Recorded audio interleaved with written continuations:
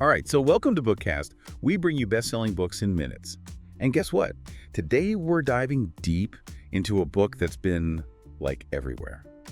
The New Menopause. Navigating your path through hormonal change with purpose, power, and facts. It's by Dr. Mary Claire Haver. That's right. It's me, Sarah. And I'm Paul. And for everyone listening, whether you're like personally curious about menopause, maybe you know someone going through it, or you just like to stay in the know about, those big health topics, this deep dive is for you. We're going to pull out all the important stuff from Dr. Haver's book, and we're going to do it fast, but we're going to make sure you get it all. Yeah, exactly. Our mission is to really break down all the most important things Dr. Haver's saying. So we want you to understand all the ins and outs of menopause, feel like you've got the power of knowledge, so you can advocate for the best care possible. You know what I mean? Yes. So let's jump right in. Dr. Haver really hits on this whole thing about substandard care. Like, so many women just feel dismissed when they go see a doctor about menopause. Oh, for sure. And it's like, you really feel it when you read some of these stories, right? Mm-hmm. I mean, both from like her social media and also a study from the Journal of Women's Health. Yes, from 2023. Women are hearing things like, oh, just pop some Tylenol, get some rest, or you can't be in perimenopause, you're not having hot flashes. Yeah. The common thread, though, really, is that women just don't feel validated, right? Right. They have to see so many different doctors before someone actually takes them seriously. Oh, yeah. Or worse, they're told, it's just natural, get over it, or welcome to your new normal, as if their struggles are, nothing. And Dr. Haver is really saying, this isn't just a few isolated incidents. This is more common than we want to believe. Oh, absolutely. And she even talks about how this can lead to unhealthy coping mechanisms, Yeah. Like maybe why we see increased alcohol use among women going through this. It makes you wonder, like, why are so many women at this, really important time in their life just feeling dismissed and unheard? Right. And like without any real hope for getting better. Right. In the medical field, we talk about access to care. But what are the barriers for women actually having a good experience, a positive, helpful experience with their healthcare during menopause? Well, and one of the biggest things seems to be just how different menopause can be for everyone. Oh, absolutely. I mean, Dr. Haver makes it clear it's not just those things we always hear about, Right. The hot flashes, the night sweats, bone density, or problems with your, lady parts. Right. It's so much more than that. So much more. The list of potential symptoms, it's huge. We're talking about stuff like acid reflux, acne breakouts. Women are even noticing their bodies are processing alcohol differently. Wow. So when you have such a wide range of symptoms, it can be hard for doctors to even recognize it, let alone diagnose it accurately or treat it effectively. Right. And for you listening, it's important to remember that the menopausal transition, it's not a one-size-fits-all. Definitely not. Some women have a ton of symptoms during perimenopause, and then, everything's kind of smooth sailing after that. Right. But other women, it's the total opposite. Totally. It's unique for everyone. And how menopause affects you, it depends on so many things. Your genes, your lifestyle, like your diet, how much you exercise, whether you smoke, even your reproductive history, it all comes into play. Dr. Haver makes this really interesting point, where she talks about how doctors usually diagnose things, right? Like they use what they remember learning and then try to match your symptoms to what they think the problem might be. Yeah. But a lot of doctors, they just haven't been trained enough to recognize all these wider symptoms of menopause. That's right. It's like traditional medical training, it focuses on just a handful of symptoms. Hot flashes, night sweats, problems peeing, and not being able to sleep. Yeah. It's just such a narrow view of what's actually a really complicated shift in your body. For Dr. Haver, it took her own personal experience going through menopause, to really get it. And she had to do a lot of research on her own. Yeah. Like, she had to go way beyond what she learned in med school. Absolutely. And I think that's why she calls it endocrinological aging, because it's just so much more than just, a few simple symptoms. And all that personal experience, plus being a doctor, it makes her really believe that understanding the research, that's what gives women the power to talk to their doctors about hormone therapy. Yeah. Or MHT, and all those other ways to deal with menopause. Absolutely. That knowledge is power. Yeah. And ultimately, it's about breaking down those barriers to getting good quality care during menopause. That's what she wants. More awareness, better education for women and doctors, and just being proactive, taking those steps to get what you need. That's so important. Yeah. So speaking of perspective, Dr. Haver actually officially hit menopause in October 2022. Oh, wow. So she's right there with us. Yeah, at age 56. So this is all very fresh for her. Yeah. Very recent, yeah. And she really highlights that historically, people going through menopause and beyond, they just haven't been a priority. Yeah. Not in society and definitely not in the medical world. It's true. Research and funding for women's health has lagged behind big time. And it's fascinating, right, when you look back at how the treatment for menopause has changed so much over time. Right. It's almost like we've gone back and forth, trying to figure out the best way to manage symptoms and avoid those health risks. Totally. And, despite the fact that hormones, or the lack of them, that's what menopause is all about, there hasn't always been a clear, trusted approach to it. And it's almost scary when you read about those historical perspectives, right? Like Dr. Haver talks about the whole idea of menopausal madness. Oh, yeah, it's crazy. And those treatments back then, leeches, asylums, like, wow, it definitely makes you appreciate how far we've come. Yeah, thankfully. And, she brings in this evolutionary biology perspective, which is really interesting. Yeah. Like women living so long after their reproductive years, it's not really common in nature. I mean, we're living into our 70s, 80s. Menopause usually hits around 51, so that's a lot of extra years. That's true. So, she suggests maybe this longer life, this post-reproductive life, it's more like a modern thing, Wow. Not something that evolution really had time to, perfect. That's mind-blowing. Yeah. It's like we're outliving our egg supply because of how we live now. Right, exactly. And that's a real challenge. But as Dr. Haver points out, even though menopause can be tough, at least we're living in a time where we can try to understand it and actually manage it. That's a good point. So, to understand estrogen's role, we got to go back a bit. Back to the early research that set the stage. As early as 1933, they were already making and prescribing estrogen. It was called eminin back then. Eminin. Yeah. First, they got it from placentas, then from pregnant women's urine. It was supposed to help with menstrual cramps and menopause symptoms. So that's before Premarin. Exactly. Premarin came along later, and it was made from pregnant mare's urine. The FDA approved it in 1942. But thankfully, like Dr. Haver points out, we have more options now that don't involve animals. That's good. But the interesting thing is how Premarin kind of kicked off this back and forth about hormone treatments for menopause. Once companies realized there was money to be made, they jumped in. By 1947, there were already over 50 different types of estrogen products on the market. Wow. And then pop culture got involved. Dr. Haver talks about this bestseller from 1968 called Feminine Forever. It basically said estrogen therapy would keep women feminine and prevent diseases, but she does point out this kind of icky get your wife back message in the marketing. Yikes. Yeah, it's like, while the book did talk about women having a good sex life at any age, the underlying message was more about what men wanted, It was a different time, for sure. Yeah, a bit cringeworthy looking back. Totally. But either way, the book boosted sales. By 1975, estrogen was one of the most prescribed drugs in the U.S. So everyone was taking it. Pretty much. But then, same year, 1975, boom, a big study comes out in the New England Journal of Medicine. It linked taking estrogen alone, without progesterone, to a higher risk of endometrial cancer in women who still had a uterus. Oh, wow. Yeah, it was a game changer. Lots of women stopped taking estrogen. It made everyone rethink hormone products, not just menopause treatments, but birth control pills too. It really shifted the whole approach to menopause. That's a huge deal. It makes you realize, when we talk about big shifts in menopause treatment, we got to talk about the Women's Health Initiative, the WHI. Oh, absolutely. The WHI was a game changer. It completely reshaped the landscape of hormone therapy, and it impacted so many women going through menopause. For sure. Leading up to the WHI, there was a lot of hope around MHT, right? Yeah, definitely. We knew it helped with hot flashes, night sweats, and we thought it could also protect against things like osteoporosis and vaginal atrophy. That's right. And the WHI, it was designed to look at those potential benefits and also, figure out if there were any risks, like, for heart disease or cancer. But the initial findings, they were pretty negative about those risks, especially for heart disease and breast cancer. Which wasn't what anyone expected. Right. It was a shock. And the fallout was huge. Many doctors just wouldn't prescribe HRT anymore. Some even took women off of it, even if they were doing well on it, Wow. Which was tough for a lot of women who really felt those hormones were helping them. Dr. Haver points out that because of this, millions of women lost access to something that was easing their symptoms. Right. They couldn't get relief. Exactly. And countless others missed out on the potential benefits, especially if they had started MHT at the right time. Right. And the big question, then and now, is about the cancer risks. Dr. Haver doesn't shy away from it. She knows it's a big concern and that people connect hormone therapy with cancer. And it's understandable, right? Like, it's scary to think about.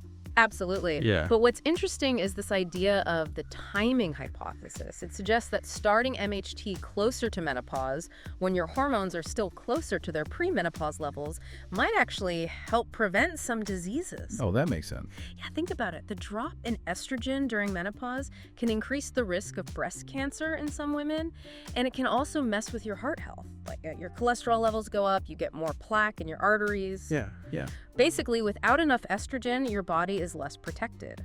The American Heart Association even said in 2020 that going through menopause is a big factor in those rising cholesterol levels, metabolic syndrome risk, and even changes in your blood vessels. Wow. So it's not just about getting older, it's about the hormonal changes. Exactly. And here's a key takeaway. Dr. Haver says women who started MHT within 10 years of menopause, they had about half the risk of heart disease compared to those who started later or didn't use it at all. So timing really does matter. Big time. That's why it's so important to know when you hit menopause and talk to your doctor about MHT. For sure. And, Dr. Haver also talks about this problem within the medical field, how women's health specialties have been kind of siloed. Like, it wasn't always common for a doctor to be an expert in everything, delivering babies, gynecology, cancer, and menopause. That's true. And that lack of, being able to see the whole picture has sometimes made it harder for women to get good care. Yeah. She's saying that any doctor who takes care of women should be able to talk about menopause and MHT. Yeah. Explain the good and the bad, the risks and the benefits. Yeah. No more brushing women off. They deserve better than that. Exactly. The good news is new doctors are now learning that MHT is generally safe and should be part of the conversation. That's great. But it takes time for those changes in training to actually reach all the doctors out there. So Dr. Haver says women need to be proactive and really advocate for themselves. Right. Don't be afraid to speak up. And that brings us to these bigger problems that are affecting menopause care. Dr. Haver points to the lack of research funding as a huge reason why a lot of women can't find good help.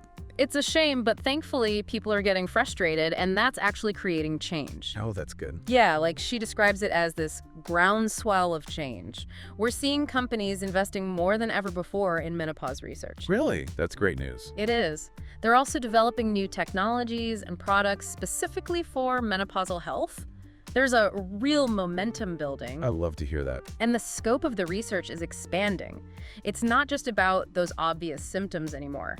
Dr. Haver highlights how they're looking into new treatments, how menopause affects our mood, brain fog, and other cognitive issues, the risks for heart disease and diabetes, problems with muscles and bones, even skin solutions. Wow, it's amazing how much more we're learning. And here's something really exciting. There's this new focus on perimenopause, which, for a lot of women can be even harder than postmenopause. Yeah, for sure. Dr. Haver also talks about the work of Dr. Lisa Mosconi, who's looking into cognitive aging and Alzheimer's. Oh yeah, I've heard of her.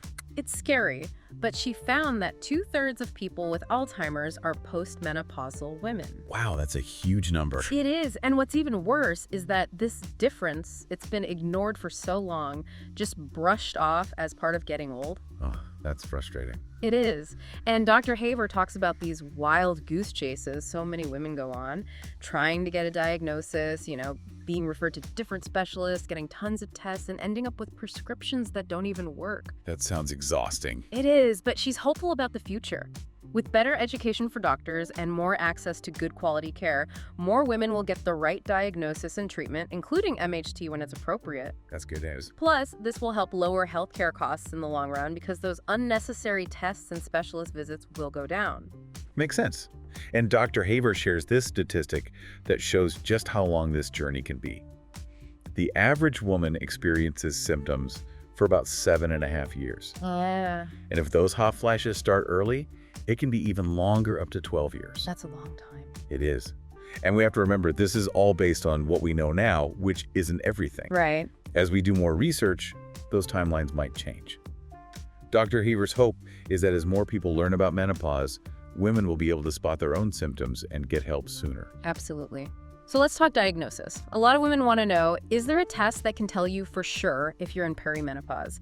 Dr. Haver says, unfortunately, there is no single blood test, urine test, or saliva test that can definitively diagnose it. Oh, bummer. Yeah, it's because hormone levels are all over the place during that transition. But she does mention this Clarity Mind test. What's that? It involves taking several blood samples over a few days, and they have this app where you track your symptoms and periods. Okay. In the end, you get a report that you can share with your doctor. Makes sense. Yeah. So it's more information for your doctor to work with. Right, especially since not all doctors are experts on menopause yet. Yeah, that's a good point. But even without a special test, Dr. Haver says a doctor who knows their stuff about menopause should be able to diagnose perimenopause just by talking to you. They need to listen to your symptoms and actually believe you, not just say it's normal aging or something psychological. That's so important. Totally. And they might order blood work not to diagnose perimenopause, but to rule out other things that could be causing those symptoms, like thyroid issues or autoimmune diseases. Makes sense. The goal is to create a treatment plan together, you and your doctor, based on what's best for you. That's the ideal scenario. Absolutely. So let's break down those menopause stages. Perimenopause is the first phase, the beginning of the end of your ovaries working. And it's funny, most women only really realize they were in it when they look back. Really? Yeah. The big clue is your periods get all messed up. Like your cycle gets longer or shorter, or the flow changes. That's perimenopause. Okay, so it's not just about the hot flashes and night sweats. Nope, not just that. It's mainly because your estrogen and progesterone, those key hormones, are going up and down like a roller coaster. So it's that hormonal fluctuation. Exactly. Dr. Haver says perimenopause usually lasts about 4 years, but it can be shorter or way longer, like over 10 years for some women. And the symptoms, oh my gosh, it's a long list. Like, how long are we talking? We're talking anxiety, brain fog, low libido, feeling tired all the time, hair changes, headaches, hot flashes, irregular periods, insomnia, joint pain, mood swings, heart palpitations, skin changes, problems peeing, vaginal dryness, and even weight changes. It's no wonder some doctors miss it. Wow, that's a lot to keep track of. It is. And as Dr. Haver said, doctors aren't always trained well enough on menopause, there's not enough research funding, and historically, women's health hasn't been taken as seriously. That's true. In fact, one survey found that a third of women wait at least 3 years to get the right diagnosis. That's crazy. It is. So, moving on to menopause itself, Dr. Haver says it's simply when your periods stop for good. Officially, it's after 12 months without a period. Makes sense. The average age is 51 in the US. Okay. Biologically, it's because your ovaries have stopped releasing eggs and making enough hormones. So it's like they're retiring. Yeah, exactly. And then comes postmenopause, which is all the years after menopause. Postmenopause. Yep. Dr. Haver stresses that menopause isn't just about your periods ending. It also kicks off faster aging and a general decline in health. Oh, that's not great. No, but there's a silver lining. She says the later you naturally go through menopause, the better. It's linked to living longer, stronger bones, fewer fractures, and less heart disease, probably because you have estrogen's protection for longer. So it's not all bad news. Definitely not. And when you hit menopause, it depends on a bunch of things. Your genes, your ethnicity, your overall health, lifestyle choices like smoking, that makes it come earlier, and BMI, higher BMI might delay it. And your reproductive history plays a role too, like when you got your first period and how many pregnancies you've had. So if you had your period early or had lots of periods, does that mean menopause comes sooner? It's not a hard rule, but there's connection. You have a set number of eggs, right? So starting periods early or having them more often could mean you run out sooner. But pregnancy actually pauses ovulation, so that might delay menopause. Oh, I see. But it's not that simple. Other things are involved, and then there's surgery. If you have a hysterectomy but keep your ovaries, you usually don't hit menopause right away. Okay, so that's different from removing the ovaries. Huge difference. If you have both ovaries removed, it's called surgical menopause. Your hormones drop suddenly, and that can be dangerous if you don't get treatment, like higher risk of heart disease and even dying earlier. Wow, that's serious. It is. Even removing just one ovary can lead to earlier menopause. And then there's this condition called premature ovarian insufficiency, or POI. That's when your ovaries stop working before you turn 40. Before 40, that's young. It is. And women with POI might still have some estrogen production and even ovulate sometimes. But it's risky because losing estrogen early raises the risk of heart disease, osteoporosis, and cognitive decline. So they need extra care. Absolutely. They often need hormone therapy, regular exercise, and enough calcium and vitamin D. So important. Yeah. The bottom line is every woman will experience menopause, so the more we understand about these stages and what affects them, the better we can handle this natural part of life. That's a great takeaway. So what happens in our bodies during this whole menopausal transition? Right. So Dr. Haver gets real personal in her book, sharing her own story about those tough menopause symptoms. Yeah. She had to see multiple specialists, and hormone therapy was a game changer for her. Yeah. She also acknowledges that women react to menopause in different ways emotionally, and it's understandable to resist this idea of our reproductive years ending. A big change. Huge. But she says, listen, fighting the truth is pointless. What's important is to understand what's happening in our bodies and do what we can to protect our health. So knowledge is power. Right, exactly. And she says understanding those changes in your endocrine system, how your hormones are shifting, it helps you get the support you need. And she warns us, don't fall for those expensive hormone balancing products. Yeah, those are everywhere. They are, and she calls it self-gaslighting. You know, you try them, they don't work, and then you start doubting yourself. That's a good point. So stick with evidence-based approaches. Talk to your doctor. Good advice. So let's break this down. How does the menstrual cycle normally work? Right. So Dr. Haver gives us a quick rundown. There's the follicular phase, ovulation, and the luteal phase. It's all this intricate dance of hormones. Okay, and what changes during perimenopause? Your ovaries start producing less estrogen and progesterone. Right. That sends a signal to your brain, specifically the hypothalamus, which is like the control center. Okay. The hypothalamus then releases more of this hormone. It's called gonadotropin-releasing hormone. That's a mouthful. I know, right? And that triggers your pituitary gland, another part of your brain, to make more follicle-stimulating hormone, or FSH, and luteinizing hormone, or LH. FSH and LH. Yeah. And those are supposed to tell your ovaries to keep making follicles and releasing eggs. But as your ovaries slow down, those FSH and LH levels stay high because your brain's like, hey, ovaries, get to work. But they're not listening as well. So it's like a miscommunication. Kind of. Dr. Haver makes it clear that saying there's a hormonal imbalance is way too simple. Oh, yeah. It's about figuring out the root cause of your symptoms, not just chasing this vague idea of imbalance. And she's really against those unregulated products claiming to fix Oh, it. yeah, those supplements and stuff. Exactly. They usually don't work, they cost a fortune, and some might even be dangerous. Talk to a doctor instead, one who knows about menopause. Good advice. Now, what about the health risks that come with menopause? Right. Dr. Haver says it's not just about feeling uncomfortable. Menopause can have real long-term effects on your health. So it's more than just hot flashes and mood swings. Oh, definitely. Like, what kind of things are we talking about? Let's start with osteoporosis. Okay. Estrogen is super important for strong bones because it helps build new bone tissue. But when your estrogen levels plummet during menopause, you're at a much higher risk for osteoporosis and fractures. So your bones become weaker. Exactly. It affects a huge number of postmenopausal women. And get this, there's even a link between those hot flashes and lower bone density. Wow. So even the symptoms can have consequences. Right. And there are other risk factors too. Early menopause, family history, low BMI, smoking, drinking too much alcohol, and some medications can also increase your risk. What about screening?